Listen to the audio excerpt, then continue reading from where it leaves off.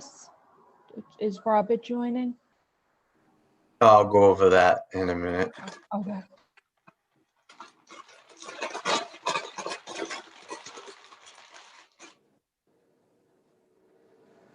Pauline, you look like you're at ease and relaxed. I'm in Sophia's room, that's why. Looks nice. You look She's so got it calm. very We're comfortable. streaming right now. We're on TV right now. That's okay, everybody knows Sophia. Yeah.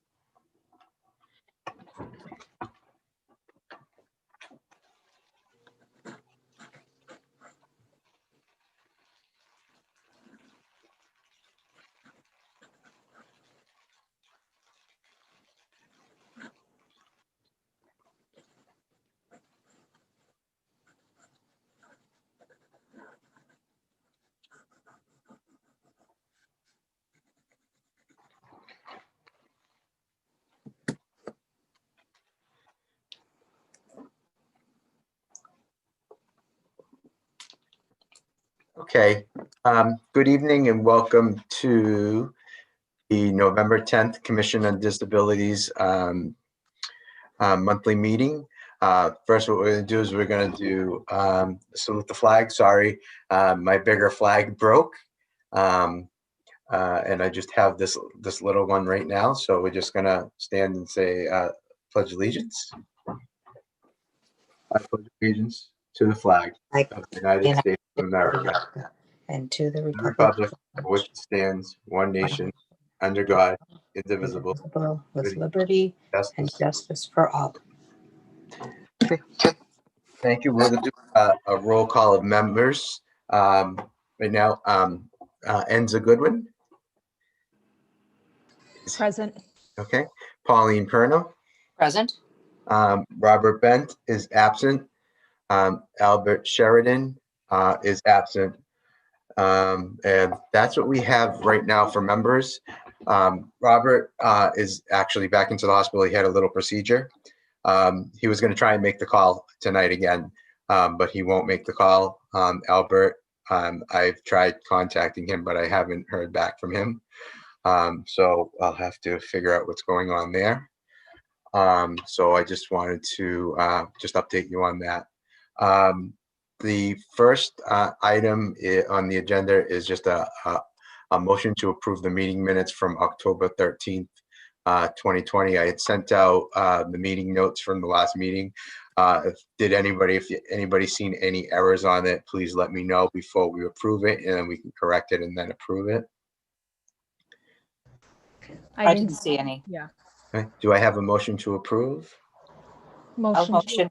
And I'll second it. Yeah. There you go. Enza approved it. And Pauline second.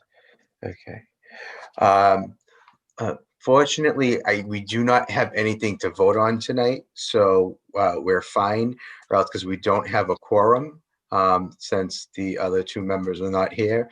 That's why I specifically say it is important that we meet once a month, that if you're a part of the Commission on Disabilities, you need to commit to being at these meetings so that if something does come up to be voted on, and not only that, it's just very good in that you're part of these meetings for us, because we do rely on, other members do rely on information that you should be bringing from past meetings that we're waiting on, that we obviously may not have. The second item that I have on the agenda is updates and next steps from the October meeting. The first part thing that I have on that is the disability office had placed an order for smile masks to the city's COVID fund. These masks have a clear front and will be useful for residents and families that are hearing impaired. I have a couple of samples that they had sent me that I will show on the camera. Hopefully they come out good. I'll use my members to let me know that they look all right, that you can see them okay. Hold These it are up just a little bit further. There you go. Perfect. okay. This is one of the adults clear masks, and they do come in ear loop style and tie behind the heads, which is great for some of the hearing impaired that do have slight hearing, that have the hearing aids. So those ones will tie behind the head. So that is just one adult sample in one color and just another color sample. But I did place an order that I will tell you in a minute. And I also have them in the child size for Oh, children. nice. Okay, so I placed an order with local companies. You can see their name is Raffi Nova, and they're out of, I believe, out of Newton. I was able to facilitate through the city of Revere, through our COVID money, through the mayor's office, in order to order, I believe it was 1,200 adult masks for residents that are hearing impaired, and for family members that hearing impaired, for family members that need to read lips. And I also procured, I believe it was 400 child size masks for students with learning disabilities that need to focus on lip reading and phonetically see how lips are being moved to make sounds or whatnot, for students with learning disabilities. That order has been placed, and I'm still just waiting for them to be shipped to me. Once those are shipped to me, I will figure out a way to let people know. But please, these are going to be just for our people with the disabilities that are hearing impaired and those family members. So I will update the residents on that when I do receive those. So they're a reusable, washable mask. They also, you can get a spray that can go on them so that they don't mist up. I didn't purchase that. There are other Google things you can Google. They say you could put shaving cream on them or other things to keep them from fogging up on you. But I haven't tried that yet. So, because these are just samples, I didn't want to do anything to these yet until the order came in so that I could show specifically other people with them. I would like to talk to our first responders, our fire and police departments, about possibly seeing about looking at purchasing these for our first responder men and women that are out on the front lines, should they come across any hearing impaired residents that are out there, so that they'd be able to read their lips for any certain situations. So I wanted to get any input on the two commission members if they think that's a great idea about that. Absolutely. Ralph, I definitely agree. I think that's a good idea. I'm also wondering, is there any way in the meantime, while we're waiting for the order to come in, are you able to start taking names? How, sometimes the process gets lengthy. Is there any way to begin the early stages of collecting names of folks who need them? There's gonna be that's what I'm gonna have to see on how this is gonna go about, how we're gonna be able to facilitate. That's what I want to talk to you and Pauline about, how we want to go about doing that. How we want to be able to handle going out, getting these into the hands of the correct residents that Yeah. need them, and not just as a cosmetic, what's the right word I'm looking for? Like an aesthetic or, Yeah, exactly. So that's what I want to discuss. We could discuss it here. We could discuss that offline, but I really want to make sure that these do get into the right hands once we have them, for the residents that do truly need these. Since I'm going to have a limited quantity of them. I also, I have spoken, the Veterans Office is also going to be ordering them for the veterans too. So we're talking to other departments and possibly procuring some also. So basically, the masks that I have, I want to basically facilitate getting them into the disabled community, the residents in Revere, students, young adults and adults. So if that's, the consensus of you two, in full agreement of that, that's our main objective with these first rounds of these right now.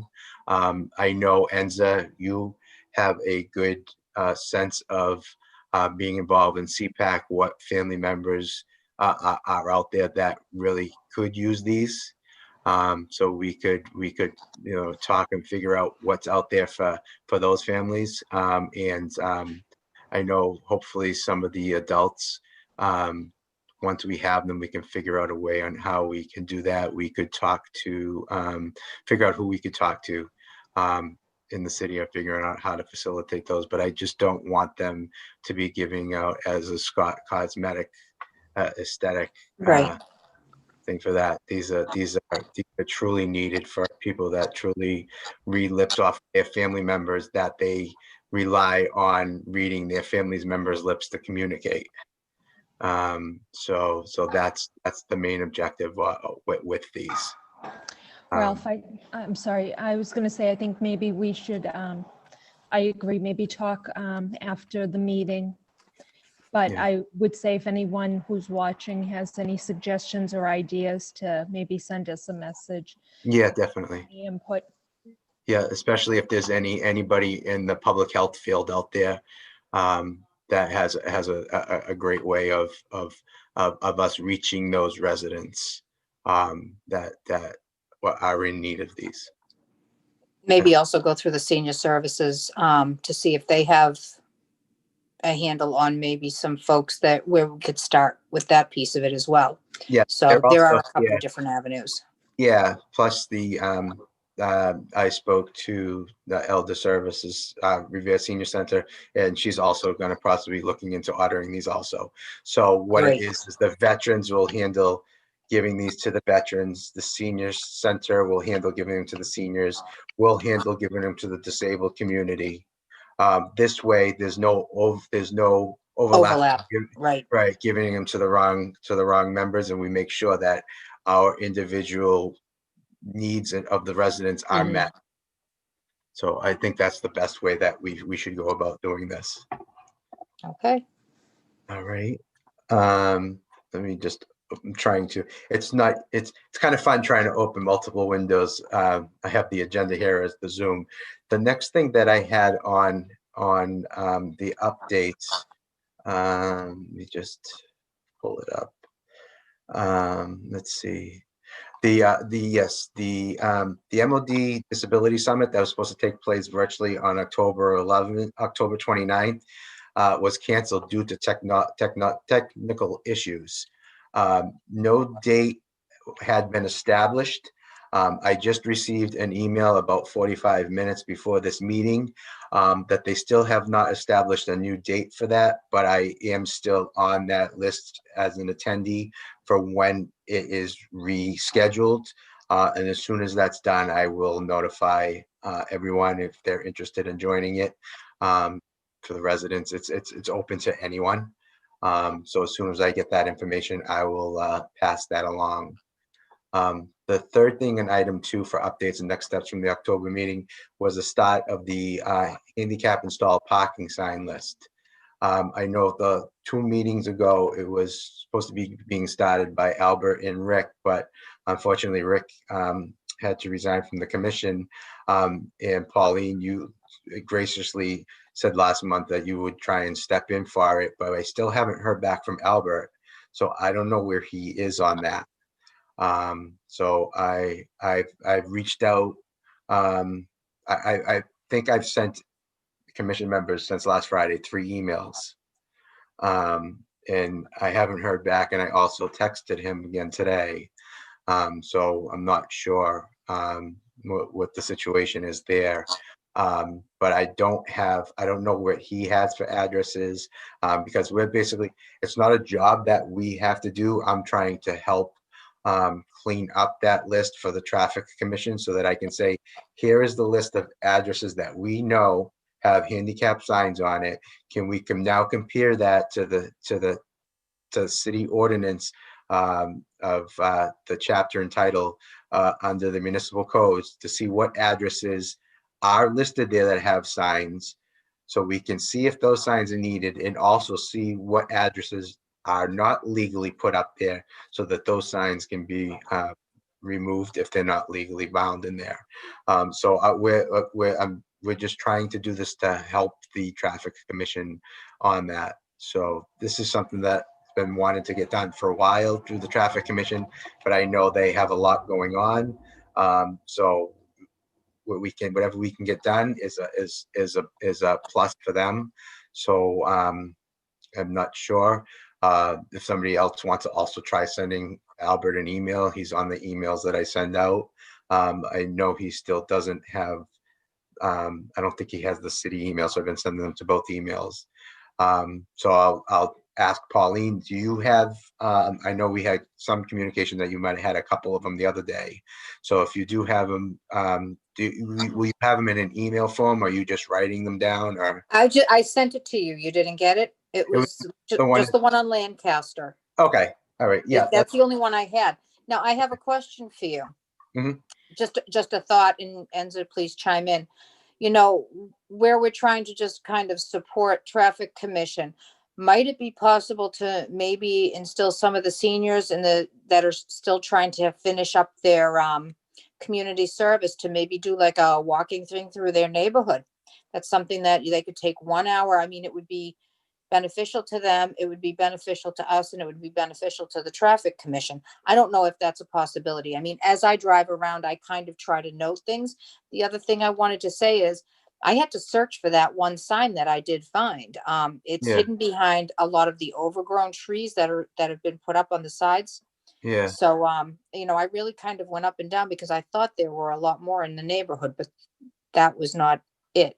The other thing that I'm thinking of, because the seniors, what it is that for the work off abatements, they're scheduled for different departments in the city, and those are mostly done. But what about the idea of reaching out for community service for any of the school students? Well, that's what I was referring to, not the senior citizens. I Oh, was okay. referring to the seniors at the high school. I'm sorry. Oh, okay. You can see where my mind has been channeled into the Yeah. seniors. That's what I was thinking of, because I know that they have been trying to come up with some creative ways to fulfill that obligation for the upcoming graduating class.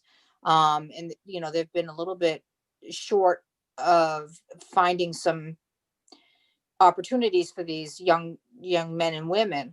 So I was just thinking that, even if these kids aren't driving per se, but Yeah, I mean, to walk in their take a neighborhood. section of the city, even if they're going up and down 5 streets in their neighborhood, Right.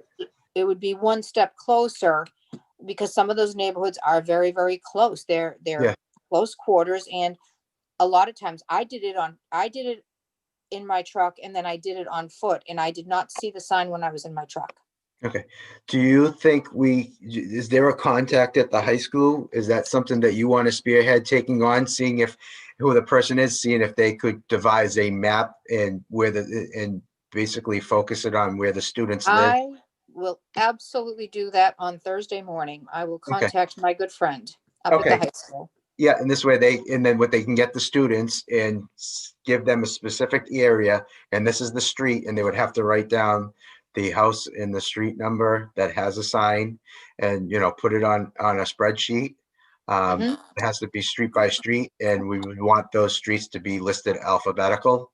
After, when we get it, we can put it alphabetical after, but we would just need to make sure that we don't miss any streets. And I'm Right. sure with high school students, we would be able to, every high school, see how many students are in the program that need some community service hours, and then whatever students there are, see where they're at and give them certain amount of streets. Right. And then at least it would be beneficial to them as well, because they have not waived that requirement for graduation. So, a Yeah, lot of these kids are still struggling to meet their quota. yeah. And so, if it would be helpful, it's another avenue. Nothing gained, nothing lost. Enzo, what So do I you will, like that idea? Yeah, thank you, Pauline, for clarifying, because I thought it was senior citizens, and I Yeah, couldn't even imagine them walking it. something like that. I mean, I think it's a good idea. I think the only thing we need to be cognizant of is we are going into the winter months. It's getting darker out. I mean, I think Yeah. we need to be realistic. I think right. the intention was this was going to get started months ago, and it seemed a bit more realistic. At this point, I agree, Pauline. I mean, there's no harm in attempting to get this going. Right. Even if it was the 1 hour during their 1 hour flex block at the high Yeah. school from 1:35 to 2:20. Yeah. If Or the that was an weekend or a option. Saturday, or Right. they can do it Right. a couple hours on a But if, Saturday Yeah. right. morning. But if they could have that chunk of time and have someone sign off on it, that would ensure that these kids are ready to graduate. It would give us the information that we need to help to support another city unit. So, Or Yeah, no, it's a good idea. could this be incorporated into their phys ed gym as a walking program and a community service? I think by senior year, they're done with They're their done with the phys gym. ed. I think Okay. so. Okay. That I'm aware of. But you know what? That's another question I can certainly find out. Can it be part of civics? Can it be part of a class? Mhm. Could be. So I will absolutely ask those questions and I will get back to you. Perfect. Perfect. No, that would be great. Yeah, I really like that idea, because then once we get that, then we can go through the ordinance list, and then my main game plan too is to actually have all these signs entered onto the GIS map of the city, where all the gaps are. Yeah, so they're always right there, and they're more readily available, and will actually physically have, instead of having it written, we'll have it on a map where there is an HP sign. Right. Okay. Thank you, Pauline. Thank you for that suggestion. Oh, you're welcome. Perfect. Okay. Item number 3 was the Dakota Commission on Disabilities Alliance monthly conference call, which happened last Wednesday, November 4th. I'm just going to give a brief summation on what it was. The monthly call, most of the call dealt with new developments, not in Revere, new developments in general in the state of Massachusetts, how new developments were the units inside them were not being not fully handicap accessible. And what a lot of people mentioned on the call is what it is, and what developers are saying is, number one, they do not have to, the first thing that they have to meet is, they just have to, when they go for a building, they have to meet what's called the Architectural Access Board qualifications for these apartments. So if anything is a different height requirement, they ask for a variance to change it. So the apartments may not be handicap accessible, but what they call them, that they're adaptive to become handicap accessible, so that they make them so they can be modified. The reason why they say that they don't make them all handicap accessible is because of the cost, because the units are much more costly to make all handicap accessible, and that the most of the people that are renting are not do not need those apartments. So when a resident does come and want to rent the apartment, they will convert it to a handicap accessible apartment. So they make them so that they're adaptable. So everything is there to adapt it and change it. So that's that's a lot of the developers explanation to it. So the first thing that they all have to meet when the new developments is, they have to meet AAB guidelines, which is the Architectural Access Board. Then depending upon financing, they have to meet the Federal Fair Housing Act guidelines. And a lot of people are under the misconception that a lot of the developments, well, they're not meeting the ADA guidelines. Well, ADA laws and regulations are on public access. So public spaces, things that can be accessed for the public, for public uses. So even though an apartment is for a person, it's not for all public to come. So does that make sense? So My more for the buildings and libraries, town Exactly. offices. Open, yes, yes. Open So an Okay. apartment is just for a specific person. So that's why they make the apartments handicap adaptable, Adaptable. so that they can convert it if somebody's coming to rent it, it needs to be for a handicapped person. Instead of, they don't make all the apartments handicap accessible, they make them handicap adaptable, so they can be Makes sense. converted. So I just wanted to put that out there too, because sometimes we get some questions, just why is there not there's a lot of these new developments, why ain't they handicap accessible? They're not for handicap accessible, but if you really get into the nuts and bolts, they're handicap adaptable, so they can be switched. So I just wanted to let residents know that's some of the information that I found out on that. Secondly, there was a little bit more discussion that carried over from last month about Commission on Disabilities with their meetings, having them live streamed, recorded to be played back. So that there's just a little bit more in depth on that. And also there was the AHVP funding in the state, which is the voucher program for disabled residents 60 or older, was $8 million last year. They had cut it 2.38 million to 5.25. So there's debate on trying to not cut that, because they're, especially now with COVID and the needs and people, what, not working, supplement, a lot of disabled residents, were on fixed incomes, but they were working a little bit to help. Now they don't have that income coming in either. So if this funding goes away, they're going to lose some of their voucher money. So there's going to be a campaign on the disability commissions to basically contact the legislatures again to not cut that $2.38 million. So that's what were the three main topics for the Coder call this month. I don't know if anyone has any questions on that. No. Okay. Next is I'll turn it over to Enza. It was item 4, the scheduled November events and CPAC event updates for November, and also updates for October. So we held an open forum meeting in October, and it's proved to be a great success. We had over 30 participants, including Dr. Gallucci, who was able to field questions and concerns from our Revere families. And we have 2 meetings in November. One was supposed to take place last Thursday, but unfortunately, no one showed up. Those that had signed up did not attend. So as a result, the presenter recorded herself presenting, and we're going to make that available to our families once we get our hands on it. And we have another meeting scheduled for next Tuesday, but unfortunately at this time, we only have one person signed up for it. That would be me. So again, we're going to give the presenter an option if he or she would like to record their meeting. Are these via Zoom? So yes. And could you get them live streamed on Revere TV? Would that help?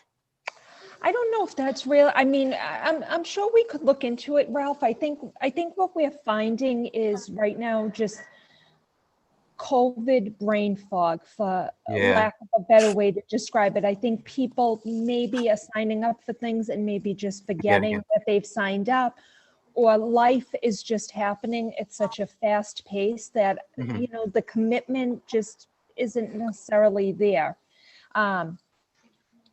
We're going to keep trying, but I think we're being realistic that we're going into the winter months, and folks just have a lot going on, and we have to be respectful of their time and their needs at this point. So I think we'll continue to offer and hope that, in the spring, things will improve. Okay. That's a good idea though, that you're recording it too. So that's a great idea. They're recording it. All right. So what time was it scheduled? Was it, they were still scheduled, they were scheduled for 6 PM, right? So the one that took place last week was supposed to be at 4 o'clock. The one that's supposed to take place this coming Tuesday or a week from tonight is supposed to be 6 PM. So Okay. we're trying to differentiate the time to give options to Mhm. people. And neither at this point seems to be better than the other. Yeah. All right. Is it being, how is it being promoted just through CPAC's? No, so what we're doing, so Jackie Roy, our liaison, is advertising through our social media. But then Dr. Galucci is sharing information with the special needs teachers within the district. And then they are sharing out with families. And then he's also blasting it via email. All right, because I know that's a big problem, is the email. That stuff gets lost. Are they doing the social media? It's elementary mostly? No, it's across the board. Are they everyone. using, have they been using the social media, the Class Dojo, the iRemind, and the Schoology? So I can only speak about Class Dojo because that's where I receive my messages from, and yes, they're coming through. Okay, because that's what that's what they want to make sure that, especially if it's the middle schools, they want to reach out to the middle schools and do it the iReminds. Yeah. Because especially they can just have it, the principals of those schools can send them out daily, because each grade level in the middle, in the middle school, each grade level has a daily dojo that goes out. Well, I know before this year, I don't know how it is this year, but then in the elementary, each grade, each teacher has a daily dojo. Right. So Yeah. that's, I would try telling, pressing to do that, especially, with all the elementary schools. It doesn't take nothing to send out a dojo or an iRemind or a Schoology, but we learned through this COVID that emails does not satisfy getting to the front lines of the people that you want them to get to it, because they don't read the emails. Whereas if a dojo goes, that comes right up and it stays on your phone until you clear it. Right. Yeah. So we'll keep trying. That's all we can do. Okay. All right. Pauline, you have any questions on that? You're all right on Just that? on Enza, do you guys, does CPAC have anything scheduled for December? Again, everything is virtual, so it's hard to do, a traditional, holiday type thing. But are there any items planned for CPAC coming up in December? No. So currently we are planning another presentation offering for parents for December. But at this time, no, we do not have anything for the children coming up. Not at all. Are you going to do anything, if we could talk online, if there's something you want to do virtually, what a virtual Santa for a Zoom meeting, let me know. Yeah, I will. We'll definitely think about it. I think as a parent of a child who's on Zoom all day, and as myself being a teacher, I think we have to maybe get a little more creative. Well, I'm saying going into the classroom, into the small learning group, Yeah. making a visit into that classroom, or. Yeah, I think it's something to think about. I don't know how the school department would feel about that, but something to think about. Yeah, I just think it might put a smile on some of these kids' Oh, faces. absolutely. I agree, Ralph. I agree. Yep. Because I've been discussing this, some ideas that I'm gonna run by one of the schools here, and so yeah, these kids need something to smile about.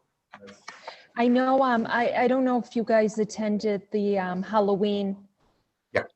So I took a couple of my kids by there, and I'm almost envisioning if we could almost do a Santa with Lane. like something like that, maybe with the plexiglass, but by specifically offering a time frame for our kids with special needs.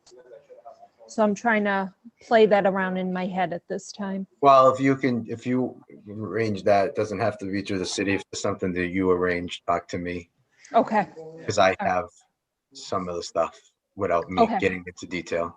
All right, that would be great. Yeah, so why don't we chat about that after? Yep.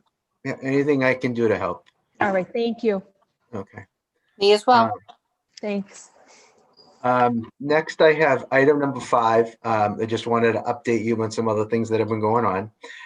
The Revere Disability Office, in conjunction with the Revere Office of Planning and Development, Julie DeMauro, who's the Transportation Director, has applied for a $250,000 grant to help with improvements in infrastructure work as part of the Broadway Signalization project. So that's something else that we have been working on. It's for the MOD.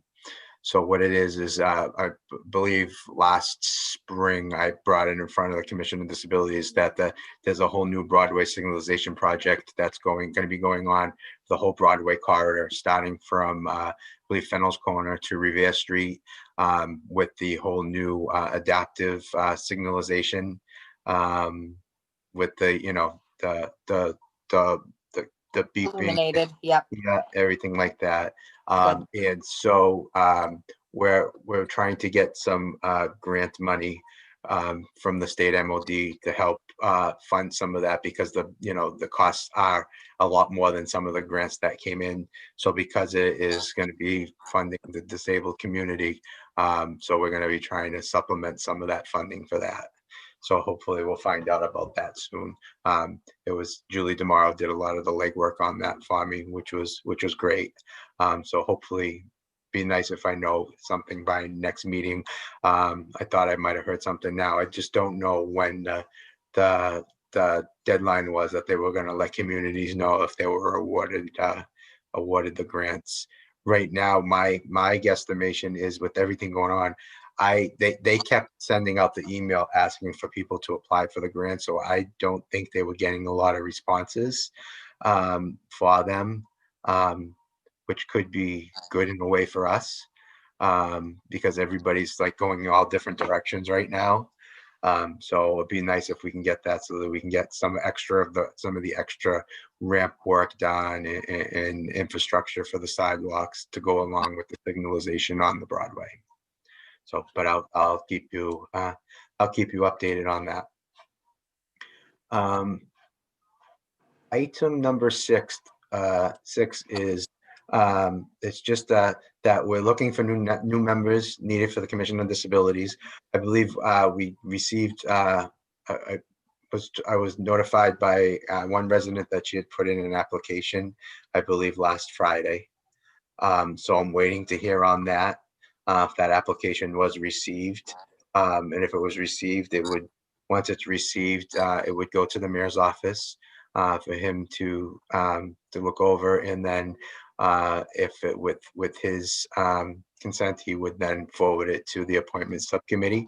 So if that's the case, that maybe by next meeting, I'm not sure when the appointments meeting is, and if this application is fine, that we may have a new member by our next meeting.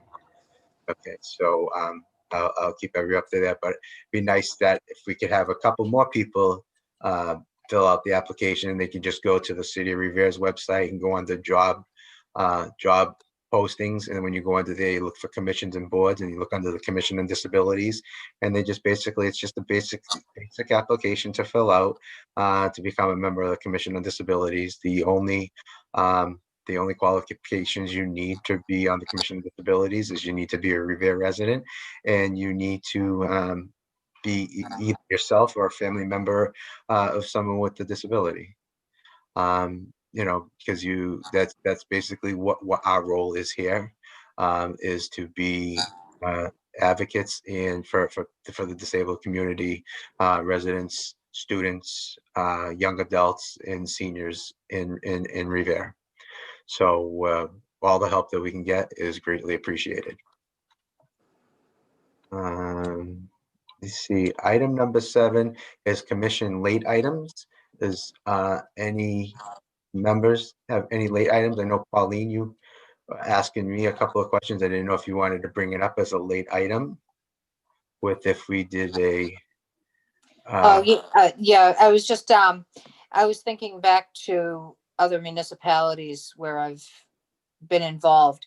And I know that some of the councils on aging, councils on disability send out either, like the COAs usually do, a monthly newsletter. I was wondering if we at any point either did do like a quarterly newsletter, just updates on, what's going on in the city, some links to different people and different places to find information, or if that's something that we would maybe want to pursue in the spring, maybe when we have a full entourage of members. That might be something to be a little bit more far reaching. I know that, Zoom is wonderful. But I also know that there are a whole host of people that um, don't use Zoom or don't have access to it. And again, the newsletter, I know for a lot of people who are old school, and me included, I love my pencils and paper. I'm right here.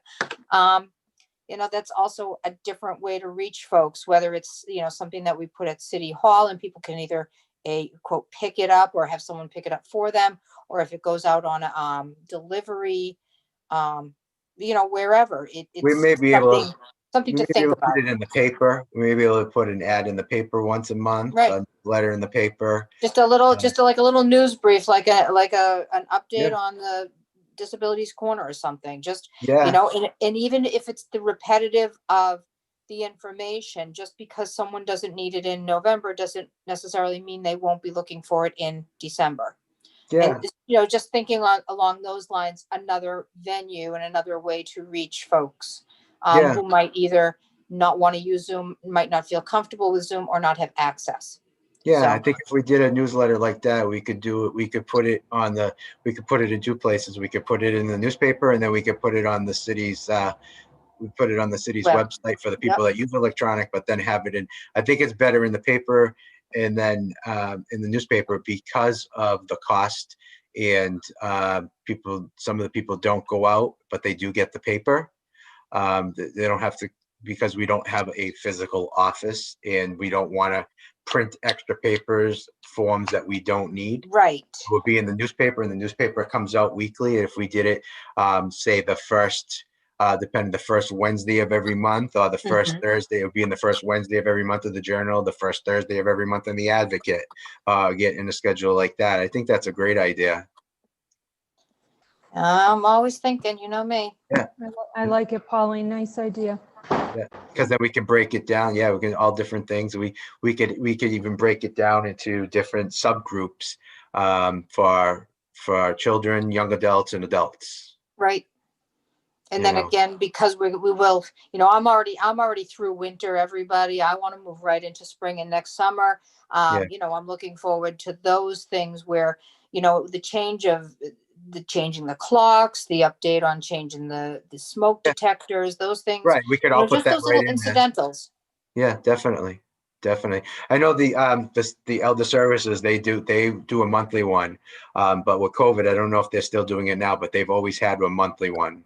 I thought they did, and I Yep. thought I've seen them in the past, but I haven't seen them recently. But again, am Yeah. I particularly out there looking for it? I try to, Yeah, because they were doing it monthly, and they would have them at City Hall, they would have them at all the churches, they would have them at different places. But right.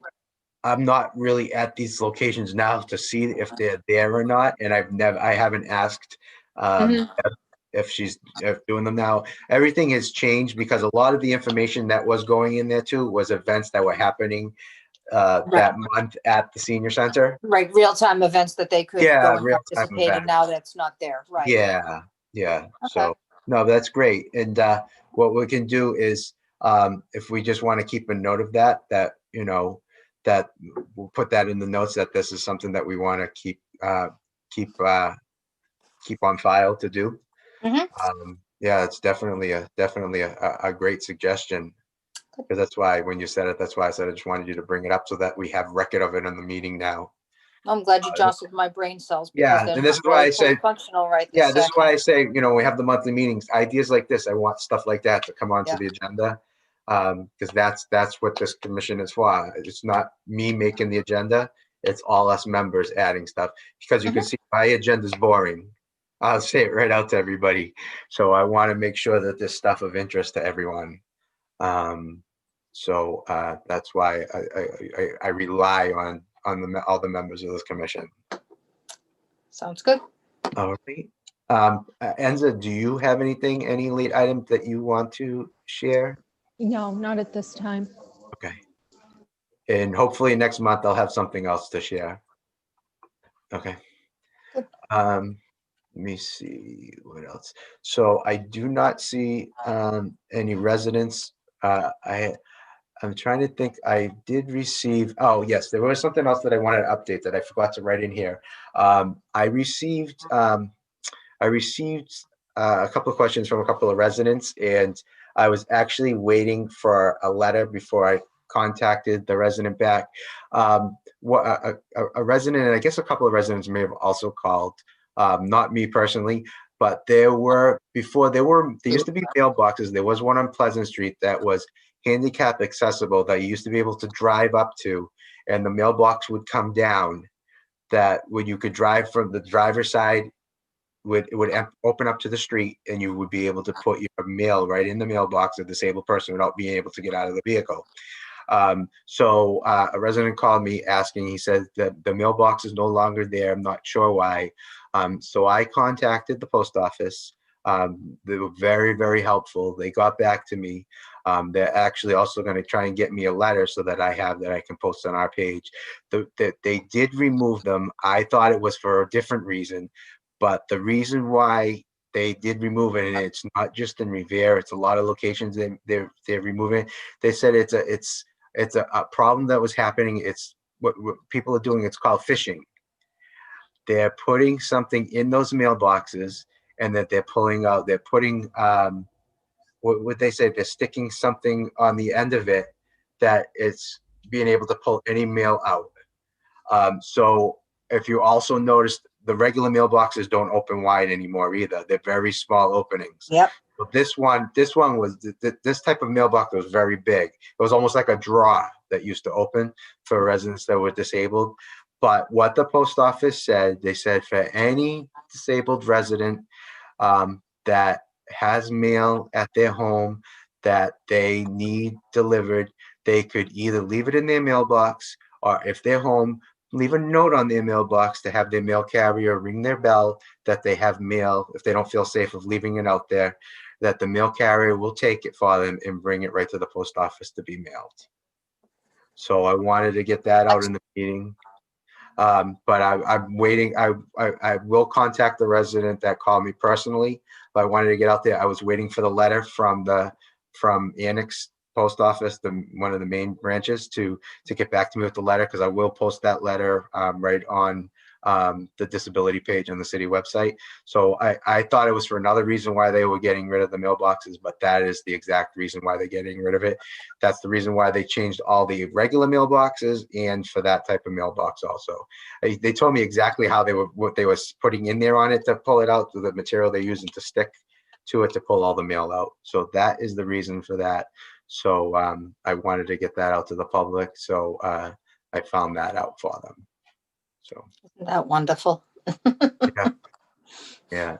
So, but they said the mail carriers just you can leave it in your mailbox. The mail carrier will take it for not only disabled residents, any seniors or anything, but if you don't feel comfortable, you could leave a note on your mailbox to please ring my bell. I have some mail. Could you, disabled or whatever, or however you want to say it, would you please ring my bell? I have some mail that I can't get to a mailbox. Could you please ring my bell to take it? And they will more than gladly take it to the post office for them. Let's see. So that's what I have for late items. No resident concerns, issues, questions, open forum. Item 9 is the reminder. And should I read it myself? I would say so, unless you want to be here for another hour waiting for my to work. All right. Reminder, the Commission on Disabilities, due to COVID-19 and the safety of all residents, is trying to limit in-person appointments due to the unavailability and use at our present office location. Residents can speak to staff from our 301 Constituent Service Center Monday through Friday when you call our office at 781-286-8267. They will be able to answer most questions, but if they aren't able to, or if you'd like to call back from our office, please ask to be transferred to the disability office's voicemail and someone will get back to you as soon as possible. We are working on solidifying another temporary location for our office for necessary in-person appointments determined by the COD on Friday mornings. We will update this information when available on our disability page on our city website. As always, please let us know if you'd like something discussed or brought up and added to our monthly agendas. You can let us know if you'd like to speak on any issue or concerns. The commission is here to help and assist all the disabled residents and families of Revere. So the next steps we have is Pauline, you're gonna communicate to your contacts at the high school to find Yep, out. I am going to do that Thursday morning.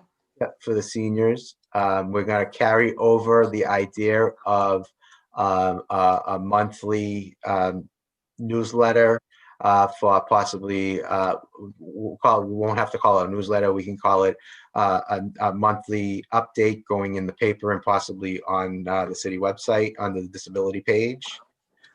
So those two things.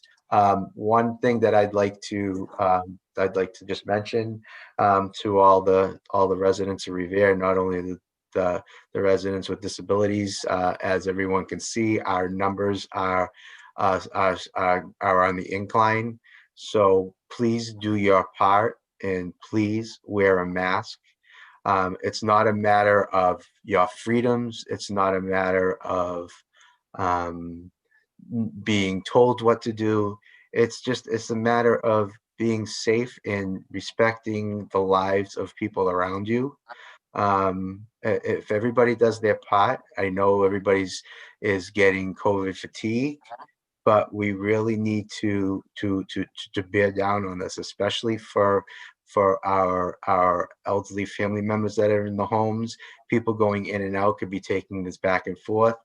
Young adults could be bringing this into the homes, bringing it to their families, their parents. Their parents could be seeing their grandparents. So it's a trickle. I'm going to say it's a trickle up effect, not just a trickle down effect.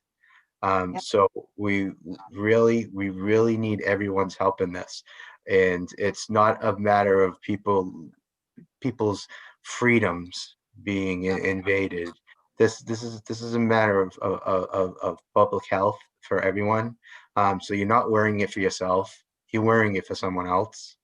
That's what everybody needs to keep in mind. If we all do our part, hopefully we will be able to turn the corner with the minimum damage, I will call it, would be best on that. Pauline, you're probably better at saying this than me from public health background, so I can leave it to you. It's a matter of personal responsibility. You take personal responsibilities every day in your life with no regard to COVID. You put on your seatbelt. You wash your hands when you come home. This was before COVID hit. Putting on a mask is no different. It is taking personal responsibility. If you're not going to want to protect yourself, protect your children, protect your parents, your in-laws, your family members that might be, if you're living in a multi-family home, if you have someone in your home that's receiving services, you want to protect them as much as possible, because all of those folks coming into your home have already seen 4 and 5 or 6 other people, and you just want to reinforce that you're wearing the mask. You're asking those caregivers or those individuals coming into your homes or into your lives, please put on a mask. If someone gets put off by it, that's their problem. It's not your problem. It becomes your problem when they don't comply.